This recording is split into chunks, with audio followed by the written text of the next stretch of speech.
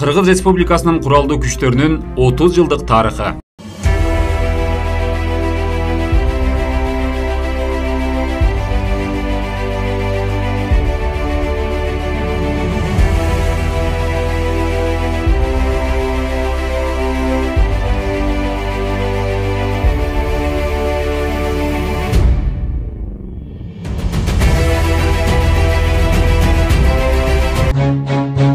Ошентип көп жылдар бою доор сүргөн Советтер Союзу өткөн кылымдын акыркы 10 жылдыгында акырындан бөлүнө баштаган. 15 улуттан турган эл өз алдынча 15 мамлекетке айланат. Алардын катарында жер жүзүндө Кыргызстан деген эгемендүү мамлекет да пайда болот. Кыргыз Республикасы Орто Азияда алгачкылардан болуп, өзүнүн көз карандысыз мамлекет экендигин жарыялаган.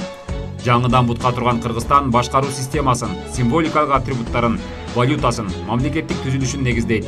Эң негизгиси мамлекет өзүнүн армиясын түзөт.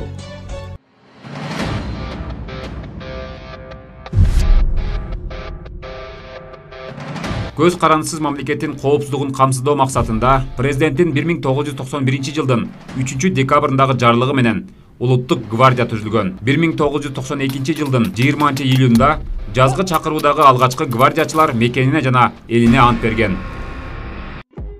Кыргыз Республикасынын куралдуу күчтөрү 1992 жылдын 29 майында Кыргызстандын ошол кездеги президенти Аскар Акаевдин жарлыгы менен Советтик армиянын республика аймагында жайгаштырылган бөлүктөрү анын карамагына өткөндө түзүлгөн. 1988 жылга чейин Кыргызстан Орто Азия аскер округунун курамында болгон. Бүгүнкү күндө 29 май куралдуу күчтөрүнүн түзүлгөн күнү катары белгиленет. Союздан бөлүнгөндөн кийин өзүн өзү коргоо маселеси турган. Бул маселелерди кабыл алууда сөзсүздүк түрдө легендарлуу парламенттин чечими макулугу менен коюлуп атканы бардыгына маалым деми. Анан 93 жылы коргоо министрлигинин түзүлүшү. Бул биз өзүбүзчө мамлекет катары өзүбүздү коргой билиш үчүн, өзүбүздүн территориябызды сакташ үчүн, өзүбүздүн суверенитетти сакташ үчүн бул керектүү маселелердин бири болгон. 1992 жылдын 13 январында Кыргыз Республикасынын президенти республиканын коргоо иштери боюнча мамлекеттик комитетин түзүү жөнүндө жарлык чыгарган. Бул комитетти кесипкөй жана тажрыйбалуу генерал-майор Үмөталиев Жаныбек Асанбекович жетектеген. 1993 жылы мамлекеттик коргоо комитети 17 аскер корпусунун штабынын базасындагы коргоо министрлигине өзгөртүлгөн. Биринчи министр болуп, тажрыйбалуу аскер башчысы генерал-полковник Субанов Мырзакан Усурканович жетектесе, ошол учурдан бүгүнкү күнгө чейин Кыргыз армиясын тажрыйбалуу аскер кызматчылары жетектеп келүүдө.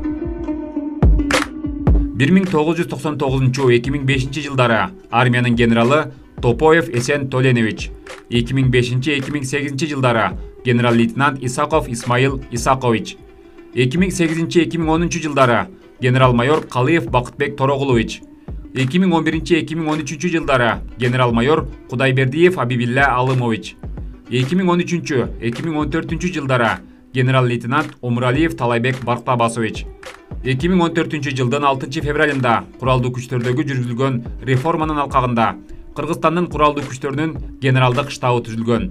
Куралдуу күчтөрүнүн генералдык штабы аскердик башкаруунун борбордук органы жана Кыргыз Республикасынын куралдуу күчтөрүнүн жана башка аскердик түзүмдөрүнүн оперативдик башкаруунун башкы органы болуп эсептелет.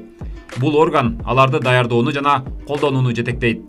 Куралдуу күчтөрдүн генералдык штабы Кыргыз Республикасынын президентине, куралдуу күчтөрдүн башкы кол башчысына баш ийет. 2014-2016 жылдары генералдык штаб болуп түзүлгөндөн кийин аны генерал-майор Алымкожоев Асанбек Туңгучбаевич жетектеген.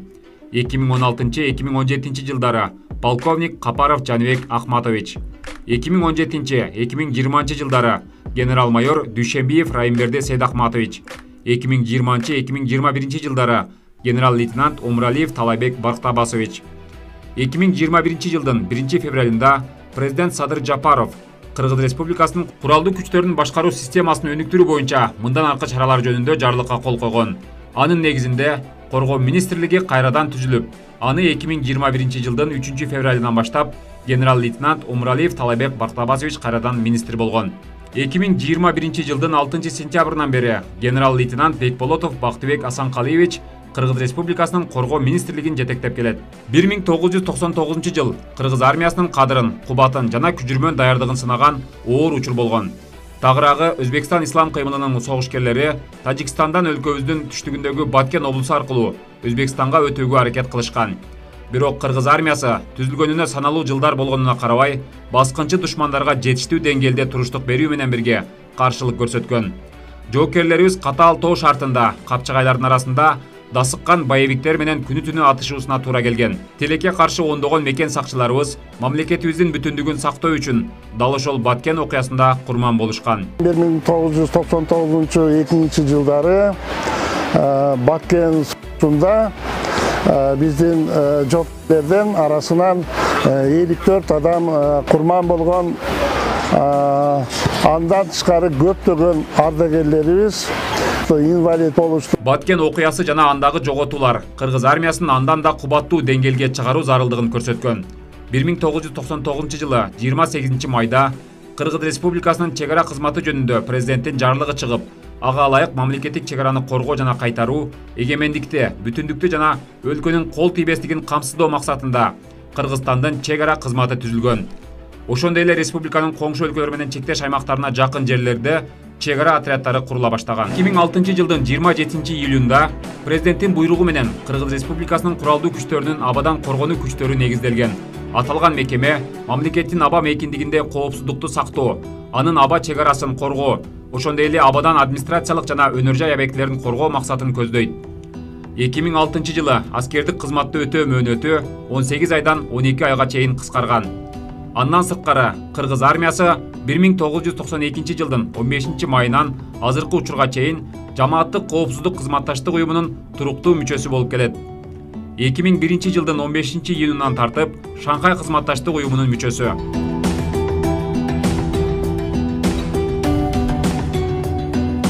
1998 жылдан 2013 жылга чейин Кыргызстанда бир катар жаңы заманбап аскердик бөлүктөрү курулган.